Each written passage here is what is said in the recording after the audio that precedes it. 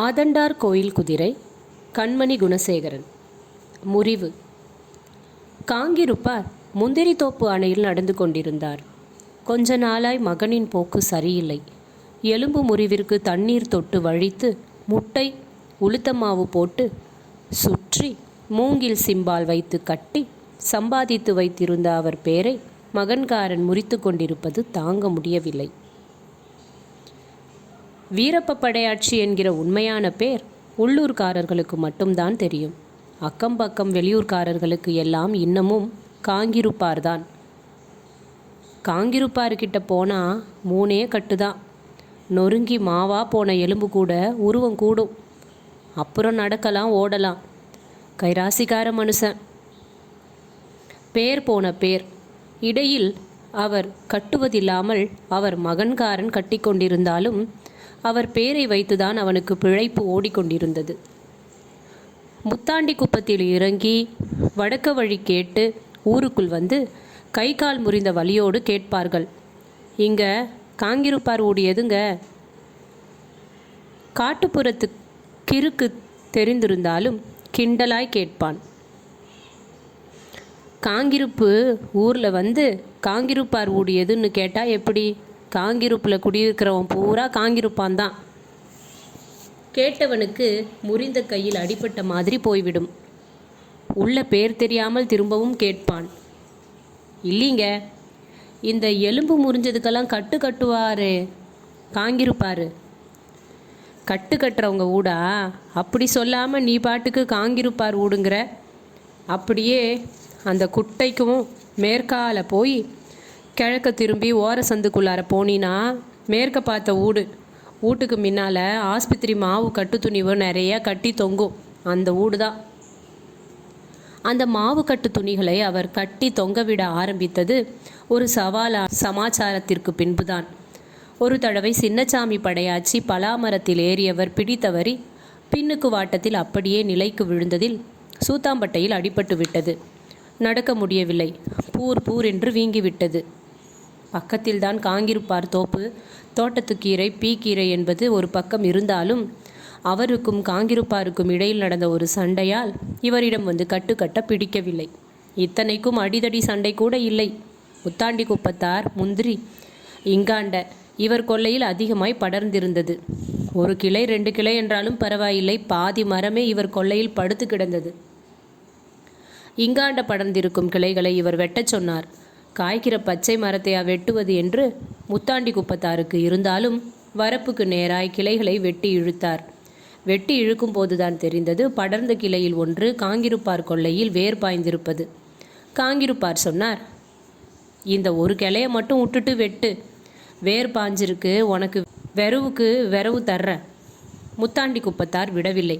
பச்சை மரத்தை வெட்ட சொன்னவனுக்கு வேர் பாஞ்ச கிளையை எதுக்கு விடுறது? கை பெரிய கிளையாய் அடிமரத்தில் இருந்து படுகிடையாய் நீட்டி படர்ந்து கிடந்தது.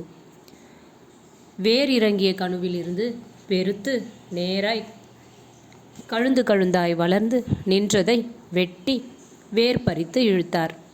முறிந்து துண்டு துண்டாய் போன எலும்புகளை ஒட்ட வைத்து உருவம் சேர்ப்பவர் இற்று விழும் கிளைகளையும் வெட்டுவாயிலிருந்து வழியும் மரத்தின் குருதியையும் பார்த்து குன்னி போய் விட்டார். அதிலிருந்து இருவரும் பேசிக்கொள்வது இல்லை. முத்தாண்டி குப்பத்தாருக்கு அடிப்பட்டதும் எவ்வளவோ பேர் சொல்லியிருக்கிறார்கள். என்ன இப்போ அந்த ஆளும் நீனும் அடிச்சியாகிட்டீங்க? பக்கத்து கொள்ளைக்காரனுவுக்குள்ளே இப்படி வரப்பு சண்டை, மாட்டு சண்டை, மரத்து சண்டைன்னு தான் இருக்கும். வைத்தியத்தில் எவனும் பார்க்க மாட்டான். போய் கட்டிக்கிட்டு வா, சூத்தாம்பட்டை குழச்சி வேலை கொடுத்துரும். போய் கட்டிக்கிட்டு வா. ஆமாம், சேதி கிடைத்து வந்தால் கட்டுக்கட்டுவதற்கு காங்கிருப்பார் தயாராகத்தான் இருந்தார். ஆனால் வீராப்பில் கடலூர் பாண்டி என்று தூக்கி போக சிவப்பு சாயம் தெளித்த வெள்ளை மாவுக்கட்டை பெரியதாய் போட்டு கொண்டு வந்து கிடந்தார்.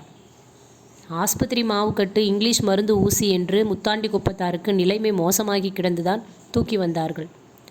கடைசியாய் காங்கிருப்பாரிடம் எதையும் மனதில் வைத்து கொள்ளவில்லை. சூத்தாம்பட்டையில் முறம் மாதிரி போட்டிருந்த மாவுக்கட்டை பார்த்தார். படையாய் மாவுக்கட்டை அறுத்தெடுத்துவிட்டு முட்டை உளுத்த மாவில் பச்சிலை வைத்து கட்டினார். 3 கட்டில் முத்தாண்டி குப்பத்தார் குச்சியை ஊனிக்கொண்டு நடந்தார். இங்கிலீஷ் மருத்துவத்தை வெற்றி கொண்டது மாதிரி முறம் மாதிரி இருந்த ஆஸ்பத்திரி மாவுக்கட்டு துணிகளை வீட்டுக்கு முன்னால் இருந்த ஒரு பூவரசங்கிளையில் கட்டி தொங்கவிட்டார்.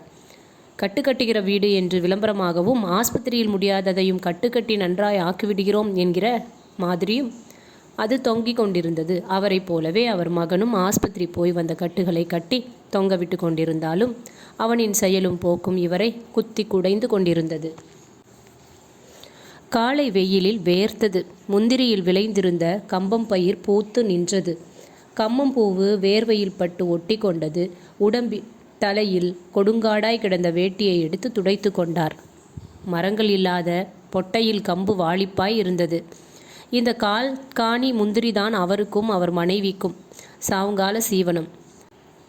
பங்காளிகளும் உரம்பரைகளும் கூடிய பஞ்சாயத்தில் ஒதுக்கியது. உயிரோடு இருக்கிற வரையில் பயிரிட்டு முந்திரிக்கொட்டை பொறுக்கியோ போக்கியம் வைத்தோ பிழைப்பு பாடு. செத்ததும் ஒரே மகன் ராமானுசத்துக்குத்தான் சொந்தம். கடைசியில் அப்போது இந்த காணியை கூட எடுத்துக்கொள்ள விருப்பமில்லை. 4 கட்டு மாசத்துக்கு கட்டினா போதும் என்று இருந்தவர் இப்போது கட்டாமல் இருக்கும் நிலைமையை எண்ணி இந்த காணிக்கா கூட இல்லாமல் இருந்தால் நிலைமை ரொம்ப மோசமாக போயிருக்கும் ஆறுதல் பட்டு கொண்டார். மகனுக்கு 1 ஏக்கர், தனக்கும் கிழவிக்கும் இந்த காணி. இவ்வளவுதான் அவரால் மூங்கில் சிம்பு வைத்து கட்டி சம்பாதிக்க முடிந்தது. காங்கிருப்பாரின் அப்பா கர்த்தா பூசி குந்துவதற்கு குடிசையை மட்டுமே வைத்துவிட்டு போனார். இவர் 1 காணி வாங்கி கண்ணுக்கு போட்டு முந்திரி தோப்பாக்கினார். சுற்றி அடித்து பார்த்துவிட்டு வீட்டுக்கு வர பெரிய ஓடையில் இறங்கினார். இறங்கியவர் சுற்றும் முற்றும் யாராவது வருகிறார்களா என்று பார்த்துவிட்டு புதர்களினூட உற்று பார்த்தார். என்னவோ பொக்கிஷத்தை பார்ப்பது மாதிரி கண்ணுக்கு மங்கியது மாதிரி சரியாய் புரியவில்லை. கிட்ட போய் உற்று பார்த்தார். ஆவாரஞ்செடி சந்தில் சின்ன சின்ன இலைகளை வைத்து கொண்டு அடர்த்தியாய் இருந்தது அந்த பொக்கிஷ செடி. தொட்டு கும்பிடாத குறைதான். தன்னை நிலைக்க வைத்து சோறு போட்டு பேர் வாங்கி கொடுத்தது எல்லாம் அந்த பச்சிலை செடிதான். அப்பேற்பட்ட பச்சிலையை வைத்து பணத்தாசை பிடித்து நீதி நியாயம் இல்லாமல் நிற்கும் மகனின் செய்கையால் சுத்தமாய் வெறுத்து போயிருந்தார். ஒரு 30 வருடங்களுக்கு முன்பு வெறுமாலாய் இருந்த வீரன் காங்கிருப்பாராக பேர் பெற்றதற்கு பின்னால் இருந்த அந்த செடியை பற்றி ஒரு கதையே இருந்ததாக பேசிக்கொள்வார்கள். பலா மா கண்ணுகளுக்கு கால்முள் வெட்டி வந்து குடலியாய் பின்னி விற்பதுதான் அவனுக்கு வேலை. அப்போதெல்லாம் வெறும் முள்ளுக்காடுதான். பிற்பாடு வந்ததுதான் முந்திரிக்காடு. காட்டில் வெறும் இண்டமுள்தான் அதிகம். கொடி இண்டு மர இண்டு என அடைத்து கொண்டு புதராய் நிற்கும். காரமுள்தான் சீப்பு சீப்பாய் நிற்கும். நிலைக்கு வைத்து கட்ட தோதாக இருக்கும். சுற்றிலும் காரமுல்லை வைத்து கொடி இண்டு சூரமுள்ளால் சுற்றி விட்டுவிட்டால் தொம்பை மாதிரி ரவ சந்து கூட இல்லாமல் இருக்கும். கவை கழியை எடுத்துக்கொண்டு காட்டில் நுழைந்தவனுக்கு தூரத்தில் சட்டி காய்ச்சான் புதரில் நிறைய காரமுள் நிற்பது தெரிந்தது. கிட்ட போய் முல்லை வெட்ட முன்னால் இருந்த காய்ச்சான் செடியை வாங்கு கத்தியால் வீசி சீண்டியதும்தான் பொதுக்கென்று ஒரு முயல் புதருக்குள் இருந்து மேற்கில் ஓடியது. வீரனுக்கு திடுக்கென தூக்கி போட்டாலும் சுதாரித்து கொண்டு பட்டென்று கையில் இருந்து வாங்கு கத்தியை கண்ணிமைக்கும் நேரத்தில் சுழற்றி விட்டான். அடுத்த புதருக்குள் நுழைவதற்குள் கத்தியின் சுற்றலில் கழுத்தில் வெட்டோடு முயல் கத்திக்கு முன்பாக மண்ணில் சுழன்று விழுந்தது. முள்ளும் வெட்டி கொண்டு போக வேண்டும், முயலையும் எடுத்துக்கொண்டு போக வேண்டும். அப்படியே முயலை எடுத்துக்கொண்டு போனாலும் இரவல் கறி கேட்பார்கள். ஒரு மர இண்டு கிளையில் மாட்டி தோலை உரித்து சிப்பு சிப்பாய் நறுக்கி பக்கத்தில் அடர்த்தியாய் சின்ன சின்ன இலைகளை வைத்து கொண்டு இருந்த செடிகளை வெட்டி பரப்பி கரியை அதில் சுருட்டி ஓனான் கொடியால் கட்டி வைத்துவிட்டு முல்லை வெட்டி கவை கழியால் எடுத்துக்கொண்டு கரி சுருணையையும் எடுத்துக்கொண்டு போனான். தோட்டத்தில் முல்லை போட்டுவிட்டு சுருணையின் தழையை பிரித்து கரியை பார்த்தவனுக்கு நம்ப முடியவில்லை. சீப்பு சீப்பாய் நறுக்கி வைத்திருந்த கரி வைத்த வாட்டத்தில் இருக்காமல் கல்லாய் இறுகி போயிருந்தது. சிரமப்பட்டு கரியை பிரித்து எடுத்தாலும் ஒன்றோடு ஒன்று ஒட்டிய எலும்புகளை பிரிக்கவே முடியவில்லை. ஆச்சரியமாய் இருந்தது. வெட்டி வச்ச எலும்பு ஒட்டிக்குச்சினா? சுருட்டி எடுத்த அந்த செடியில் தழையில் என்னமோ இருக்குது. அந்த செடியின் இலையை பத்திரப்படுத்தி ஒடிந்த ஒரு ஆட்டுக்குட்டி காலுக்கு வைத்து கட்டினான். குட்டிக்கு எலும்பு கூடியது. அப்புறம் பச்சிலை மகத்துவம் அறிந்து நிறைய பேருக்கு கட்டினான். ஒடிந்த எலும்பை வழித்து நேராய் கட்டும் போது சிரமமாய் இருந்தது. போக போக கைப்பக்குவம் கூடியது. 4 பக்கமும் அவன் கட்டுகிற விஷயம் பரவியது. பேர் ஓடியது.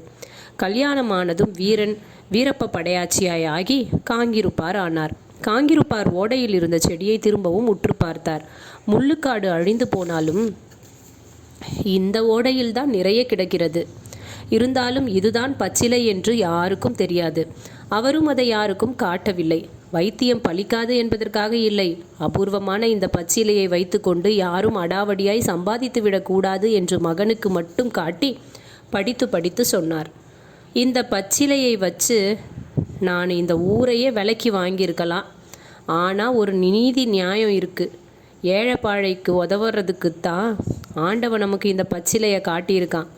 அடாவடி இல்லாமல் ஏதோ நீதியாக கட்டி வாங்க தொட்டு தாள வவுத்துக்கு பஞ்சம் இல்லாமல் ஒரு காணி தோப்போடு இருக்கிற. அதனால் இந்த பச்சிலையை வச்சு வியாபாரம் பண்ணக்கூடாது.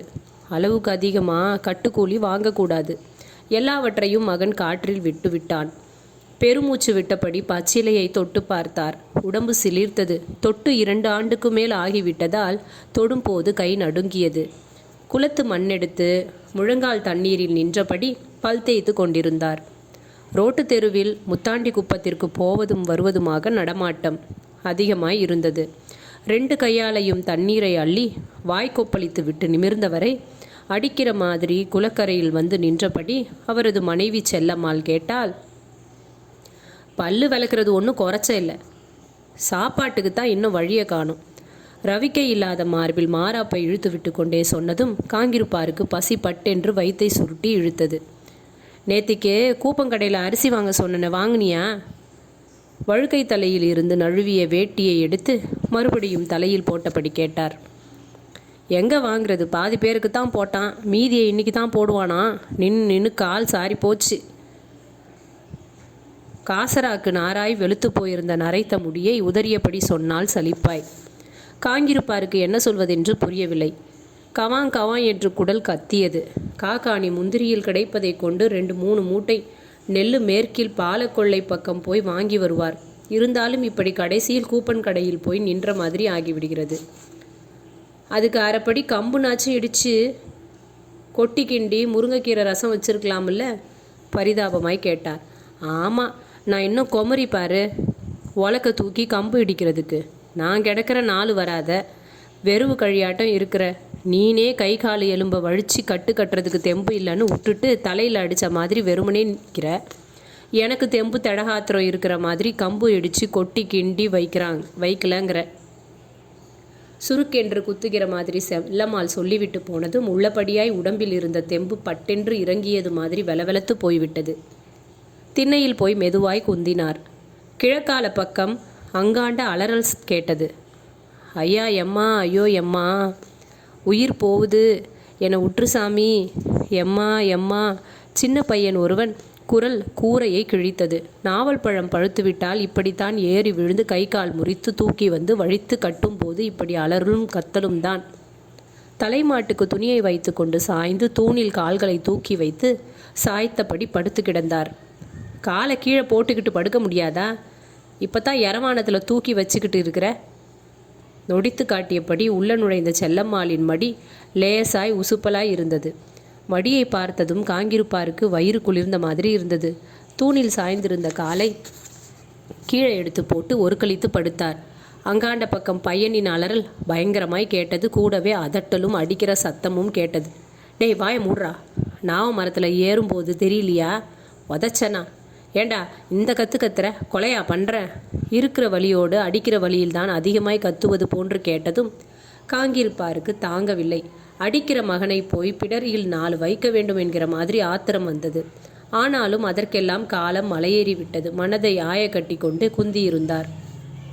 மூங்கில் சிம்பு வைத்து கட்டுவதற்கு முன்பு ஒடிந்த எலும்பை வழித்து நேராக பழைய நிலைக்கு ஆக்குகின்ற போது பயங்கரமாய் வலிக்கும்.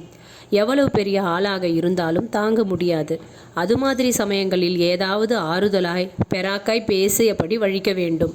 அதுவும் இது மாதிரி அறியா பசங்களாக இருந்தால் எப்படி பேசி வழிக்க வேண்டும் என்று மகன்காரனுக்கு சொல்லி கொடுத்திருந்தார். எத்தனையாவது படிக்கிற? உன் பேர் என்ன? நாவப்பழம் பறிக்க போனால் எனக்கு 2 எடுத்தா? நீ பழம் பறித்த மரத்தில் ஒரு குரங்கு இருந்தது பாத்தியா? தே ஆச்சிரா சாமி, மகன்காரனும் ஆரம்பத்தில் இப்படி ஆசையாய் பேசி அன்பாய்த்தான் வழித்தான். கட்டி விட்டான். அப்புறம் சில்லறை ஏற ஏற பேச்சும் சைகையும் மாறிவிட்டது. அங்காண்ட சத்தம் குறைந்த மாதிரி இருந்தது. கஞ்சி காய்ச்சுகிற வேலை எந்த அளவில் இருக்கிறது என்பதை பார்க்க எழுந்து உள்ளே போனார். செல்லம்மாள் புகை கிளம்பிய அடுப்பை ஊதி மூக்கை சிந்தி கொண்டிருந்தாள். அங்காண்ட பக்கம் பேசுவது கேட்டது. இந்தாங்க, எம்மா இருக்கு? 100 ரூபாங்க. 150 இருந்தால் பாரு, இல்லைனா கட்டுறதுக்கு மின்னியே அதுக்கு தான் சொன்னேன். காங்கியாருக்கு அதிர்ந்தது. ஒரு கட்டுக்கு 150 ரூபாவா? என்ன செலவு? பச்சிலையும் ஓடையில் கிடக்குது. கட்டுற துணி 2-3 ரூபா தான் ஆகும். இந்த முழுங்கி சிம்பு தோட்டத்தில் எக்கச்சக்கமாக கிடக்குது. அப்படியே மிஞ்சி போனால் 50 ரூபா வாங்கலாம். அதுவே அதிகம். குனிந்து சந்து சன்னல் வழியாக பார்த்தார். கையொடிந்த பையனை வைத்து கொண்டு அந்த ஆள் கெஞ்சுகிறார். இந்தாங்க, முந்திரி கொட்டை 4 இருந்தாலும் பரவாயில்ல, இன்னும் 2 கட்டு வேற இருக்குது. பல கட்டை மேல் அந்த ஆள் வைத்த பணத்தை எடுத்து மூஞ்சியில் எரிகிற மாதிரி போட்டுவிட்டு, யோ 150 ரூபா இருந்தால் எடு, இல்லைனா பழையபடி கட்டை பிரித்து கையை ஒடிச்சு அனுப்பிடுவேன், மிரட்டுகிற மாதிரி சொல்கிறான். காங்கிருப்பாருக்கு கால்கள் நடுங்குகின்றன. நிற்க முடியவில்லை. திண்ணையில் போய் குந்திவிட்டார். சொன்ன சொல், கொடுத்த வாக்கு எல்லாவற்றையும் கடந்து போய் கொண்டிருக்கிற மகன் கண்ணில் குபுவென்று கண்ணீர் பொங்கியது. கொஞ்ச நேரத்தில் பையனை இட்டு கொண்டு சந்தில் இருந்து வெளியே வந்த ஆள் மெதுவாய் சொல்லி கொண்டே போனான். இப்படி அநியாயமாக வாங்குறத எந்த புண்ணிய மூட்டில் கொண்டு போய் கொட்ட போகிறானோ. செல்லம்மாள் கஞ்சியை கொண்டு வந்து வைத்தாள். ஒரு வாய் கஞ்சியை அள்ளி குடித்தார். சுடுகஞ்சி சுரீர் என்று குடலில் சுட்டது. அதைவிட அதிகமாய் உள்ளுக்குள் மகன்காரன் சுட்டு கொண்டிருந்தான். பொழுது இறங்கி கொண்டிருந்தது. ஒரு கட்டுக்கு ஆகும் முந்திரி சுள்ளியை கொண்டு வந்து போட்டுவிட்டு திண்ணையில் குந்தினார். விறகு தூக்கி வந்தது. தலை எரிந்தது. சுவரில் சாய்ந்தபடி ஆயாசத்தில் கண்ணை மூடினார். ஏங்க, இங்கே காங்கிருப்பார்னு கட்டுவாங்களே, அந்த ஊடு. கண்ணை திறந்தார். வாசலில் ஒரு ஆள் நின்று கொண்டிருந்தான். அதற்குள் செல்லம்மாள் வேகமாய் வெளியில் ஓடி வந்து பொறிந்தாள். இங்கே காங்கிருப்பார் ஊடும் இல்லை, ஒன்றும் இல்லை. காங்கிருப்பாரால் செல்லம்மாவை ஒன்றும் சொல்ல முடியவில்லை. பாவம், எவ்வளவு செண்டிப்பாய் இருக்க வேண்டியவள். இந்த தாண்டிய வயதில் களை வெட்டியும் தப்புக்கொட்டை பொறுக்கியும் கால் படிக்கும் அரைப்படிக்குமாய் பங்கப்படுகிற வருத்தம், மகன் இப்படி நிறைய சம்பாதித்தும் ஒரு பைசா கூட கொடுக்காமல் இருக்கிற கோபம், அதற்கு மேல் உடம்பு நல்ல நிலையில் இருந்தும் மகனுக்கு போட்டியாய் இருக்கக்கூடாது என்று அவனுக்காக கட்டுக்கட்ட தெம்பு இல்லை என்று பொய் சொல்லி வெறும் ஆளாய் குந்தியிருக்கிற அவர் மேல் காந்தாளம். செல்லம்மாள் உள்ளே போனதும் அந்த ஆளை பார்த்தார். சொல்லவும் மனம் இல்லை, சொல்லாமல் இருக்கவும் முடியவில்லை. மெதுவாய் சொன்னார். இந்த சந்து வழியாக போனால் அங்காண்ட கிழக்கால பக்கமாக கட்டுறாங்க. அந்த ஆள் போகவில்லை. காங்கிருப்பாரை உற்று பார்த்துவிட்டு சொன்னான். இல்லைங்க, நான் 2-3 வருஷத்துக்கு முன்ன வந்து கட்டிக்கிட்டு போயிருக்கிறேன். நீங்கள் தான் கட்டின மாதிரி எனக்கு ஆதி. பட்டென்று காங்கிருப்பார் மேல் இருந்த ஒரு மூடாக்கு விலகியது மாதிரி போய்விட்டது. சமாளித்து கொண்டு சொன்னார். இப்போ நான் கட்டுறதில்லை. அங்காண்ட சந்து பக்கம் கையை காட்டினார். வந்த ஆள் விடவில்லை. என் கால் அப்போ நொறுங்கி போட்டுதுங்க. நீங்கள் தான் கட்டுனீங்க. 3 கட்டில் நடந்தேன். உங்கள் கைராசி நல்ல கைராசி. இந்த முட்டியை மட்டும் அதற்கு மேல் விடவில்லை. இல்லைப்பா, அங்காண்ட. அந்த ஆள் மெல்ல மாட்டாமல் முழுங்க மாட்டாமல் சந்து பக்கம் போக திரும்பினான். அவனுடைய முட்டியை காங்கிருப்பார் குந்திய நிலையில் உற்று பார்த்தார். முட்டி லேசாய் வீங்கி ரத்தம் கட்டி இருந்ததற்கு அடையாளமாய் கருமை படர்ந்திருந்தது. நடக்கும்போது மடக் மடக் என்று சத்தம் கேட்டது. நேராய் காலை வைத்து நடக்க முடியாமல் நொண்டி கொண்டு போனான். முட்டியின் பக்கவாட்டில் எதுவோ அழுந்த விழுந்து கால் மூட்டு பக்கவாட்டில் திருவி நழுவி இருக்கிறது. பின்பு முட்டியை நேராக்கியோ வழித்தோ விட்டதில் மூட்டின் கவை நழுவி திரும்ப கிண்ணத்தின் ஓடி விழுந்திருக்கிறது. விழுந்து நழுவும் போது விரிந்து மூட்டுக்கவை திரும்ப கிண்ணத்தில் இறங்கிய பிறகு பழைய நிலைக்கு இல்லாமல் கொஞ்சம் விரிந்தபடி இருப்பதால் தான் கிண்ணத்தில் மூட்டு சரியாக பொருந்தாமல் நடக்கும்போது சத்தம் வருகிறது. அடிபட்டதில் இரத்தம் துவைந்து விட்டிருக்கிறது. முதலில் இரத்தத்தை கரைத்து விட்டுதான் மூட்டு எலும்புக்கு கட்டுக்கட்ட வேண்டும். சந்தில் நுழைய போன ஆளை கேட்டார். முட்டி மேலே பக்கவாட்டத்தில் விழுந்து மூட்டு திருவி பழையபடி மூட்டு ஓடி விழுந்துதாப்பா? அவனுக்கு ஆச்சரியம் தாங்கவில்லை. ஆமாங்க, முந்திரிக்கட்டை மூட்டை தச்சுக்கிட்டு இருந்தேன். ஏற்கனவே தச்சு வச்சுருந்த மூட்டை ஒன்று பக்கவாட்டத்தில் கால் மேலே சாய்ஞ்சு மூட்டு திருவிக்கிச்சு. பக்கத்தில் இருந்தவங்க ஓடியாந்து மூட்டையை தூக்குனதும் திருவன மூட்டு தானாக ஓடி விழுந்துட்டு. அப்போல்லாம் லேசாக தான் வலிச்சுது, இப்போ தான் அடிபட்டு ஒரு 10 நாள் ஆகுமா? முட்டியில் தெரிந்த கருமை படர்வின் அடர்த்தியை வைத்து கேட்டார். அந்த ஆள் அசந்து போய் நின்று விட்டான். ஆமாங்க, இன்னையோட 10 நாள் ஆகுதுங்க. நீ தான் கட்டுக்கட்ட முடியலன்னுட்ட, அப்புறம் எதுக்கு 10 நாள் ஆகுமா 5 நாள் ஆகுமான்னு இப்போ தான் பெரிய இவருன்னு கேட்குற? வீட்டுக்குள் இருந்து செல்லம்மாள் அதட்டலாய் கேட்டதும் அந்த ஆள் பட்டென்று சந்துக்குள் போனான். காங்கிருப்பார் அப்படியே துணியை விரித்து முடங்கிவிட்டார். சாயந்தர சூரியன் கண்ணில் தெரிந்தது. மனதில் மகன் ராமானுசம் வந்தான். ஆரம்பத்தில் மகன் ராமானுசம் கட்டுக்கட்ட கற்றுக்கொள்ளும்போது கொஞ்சம் தக்கா புக்கா என்றுதான் இருந்தான். போக போக எலும்புகளின் நெளிவு சொலிவுகளை அறிந்து வழிக்க கற்று 1-2 கட்டுகளை இவரின் மேற்பார்வையில் அவன் கட்டியதை கண்டு அசந்து போய்விட்டார். அந்த அளவிற்கு முறிந்த எலும்புகளை கச்சிதமாய் பொருந்த வைத்து திருவல் இல்லாமல் மூங்கில் பொலாப்புகளை வைத்து கட்டியதை பார்த்து தாங்க முடியாத சந்தோஷம். எப்படியும் நம்ம பேரை காப்பாற்றிடுவான். சந்தோஷத்தில் மகனுக்கு கல்யாணம் செய்து வைத்தார். வந்த மகராசி பந்தல் காலில் கட்டிய மாவிலைகள் காய்வதற்குள் பொங்கப்பானையை தூக்கி கொண்டு தோட்டத்தில் இருந்த கொட்டகையில் தனி குடுத்தனம் போய்விட்டாள். தனியாய் போனவள் தனியாய் கட்ட ஆரம்பித்தான். காங்கிருப்பார் யோசனை பண்ணி பார்த்தார். நாம் என்ன இனி கட்டி சம்பாரித்து வாரி அடிச்சுட்டு போகிறோம்? இல்லை, இனி யாருக்கு தான் சம்பாரித்து வைக்க போகிறோம்? இவனுக்கு போட்டியாக நாமும் கட்ட ஆரம்பித்தா பழக்க தோஷத்தில் எல்லாம் நம்மக்கிட்ட தான் வருவானுங்க. அவனுக்கிட்ட அதிகமாக யாரும் போக மாட்டாங்க. நாமளும் இந்த கட்டுற தொழிலை தவிர வேறு எதையும் அவனுக்கு கற்றுக் கொடுக்கல. இதை விட்டால் அவனுக்கும் வேறு எதுவும் சீவனம் கிடையாது. இந்த முந்திரியை மட்டும் வச்சுக்கிட்டு என்ன பண்ணுவான்? ஏதாவது கட்டி பொழைச்சா போகிறான் போ. நம்ம எப்படியாவது இந்த குறப்பொழுதை ஓட்டிக்கலாம். மகன் தனியாய் போய் கட்ட ஆரம்பித்ததும் தான் கட்டுவதில்லை என்று முடிவெடுத்தார். தேடி வந்தவர்களிடம் அங்காண்ட கட்டுறாங்க பாரு என்று அனுப்பி வைத்தார். செல்லம்மாய் அதிர்ந்து போய் கேட்டாள், எதுக்கு அங்காண்ட அனுப்பி விடுற? நீ கட்டினா என்ன? உண்மையை சொன்னால் பிடித்து கொள்வாள். அந்த கம்னேட்டி வரம் வாங்கி பெத்த ஆத்தாவையும் அப்பனையும் மறந்துட்டு நேத்திக்கு வந்தவ பேச்சை கேட்டுக்கிட்டு தனி ஒலை வச்சு தனியாக கட்டுறான். நீ கட்டினா அவங்கிட்ட யாரும் போக மாட்டாங்கன்னு நீ கட்டாமல் நிற்கிற. இது அடுக்குமா என உழுப்பி எடுத்து விடுவாள். காங்கிருப்பார் பொய் சொன்னார். என்னால் முன்ன மாதிரி தெம்பா பிடிச்சி வழித்து கட்டுறதுக்கு முடியல. அதான் அங்காண்ட போக சொல்கிறேன். கடைசி வரைக்குமா நல்ல ரத்தம் ஓடுது? இல்லை, நீ பொய் சொல்கிற. கத்த வித்த கட்டையில் கிடந்தாலும் மலைக்காது மறக்காது. நீ மோவனுக்காக விட்டு கொடுக்குற. நமக்கு 2 வவுறு இருக்குதுங்கிற நினச்சி பார்க்கல.